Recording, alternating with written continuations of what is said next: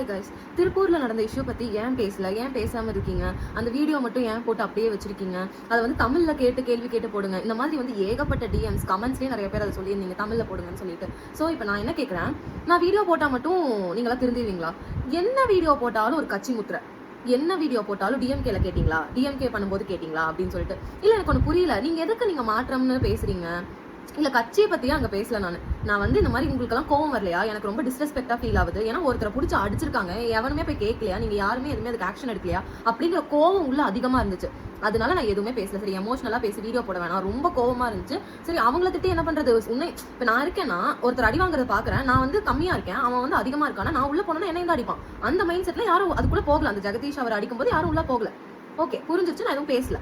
அதோட கமெண்ட்ஸ்ல வந்து டிஎம்கே பண்ணும்போது கேட்டீங்களா, ஏடிஎம் எதுக்கு சம்பந்தமே இல்லாம ஒரு விஷயம். உங்களுக்கு வந்து ஒரு பர்டிகுலர் டெம்ப்ளேட் ஒன்று வச்சிருக்கீங்க, அவங்க பண்ணும்போது கேட்டீங்களா, இவங்க பண்ணும்போது கேட்டீங்களா, நாங்க இப்பதானே வந்திருக்கோம், உங்களை யாரும் எதுவும் கேட்கல சாமி.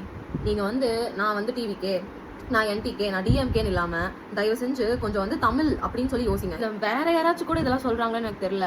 இந்த புதுசா வந்தவங்க தான்ப்பா, ஐயோ நாங்க வந்துட்டு இப்பதான் வந்திருக்கோம், நீங்க இப்ப வாங்க வராதிங்க, நாங்க உங்களை எதுவுமே கேட்க கிடையாது. நான் வந்து காமனா சொல்றேன், நான் வந்து டிவிக்கேவை எந்த இடத்துலயுமே எதுவுமே சொல்ல கிடையாது. நான் வந்து இப்ப அந்த வீடியோ போட்டதுல காமனா கேட்டேன்னா ஏன் நமக்கு கோவம் வரல, அவங்களை நம்ம வெளியே அனுப்பிதான் ஆகணும், லிமிட்டட் பீப்புள் தான் இருக்கணும், இந்த கம்பெனிக்கு 80% வந்து தமிழ் ஆளுங்க தான் இருக்கணும், 20% தான் வந்து நார்த் இந்தியன்ஸ் இருக்கணும், அந்த மாதிரி ரூல்ஸ் கொண்டு வாங்க.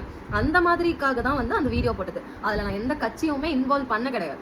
அதை முதல்ல புரிஞ்சுக்கோங்க. ரொம்ப இரிட்டேட்டிங்கா இருக்கு. எல்லா இடத்துலயும் பாக்குறேன் இந்த டிவிகே வர்ச்சுவல் வாரியர்ஸ் தான். அவங்கள நான் வந்து குறிப்பிட்டு சொல்லணும்னு எனக்கு அவசியமும் கிடையாது. ஆனா அவங்க பண்றதுதான் உண்மையிலேயே அன்அக்செப்டபிளா இருக்கு.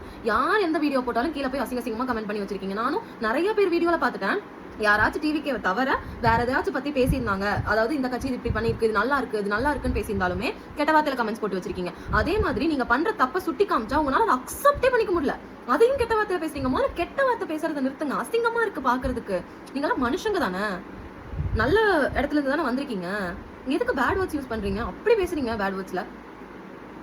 எல்லாரையும் பாராபட்சம் பார்க்காம, வயசு வித்தியாசம் இல்லாம, be in your limits.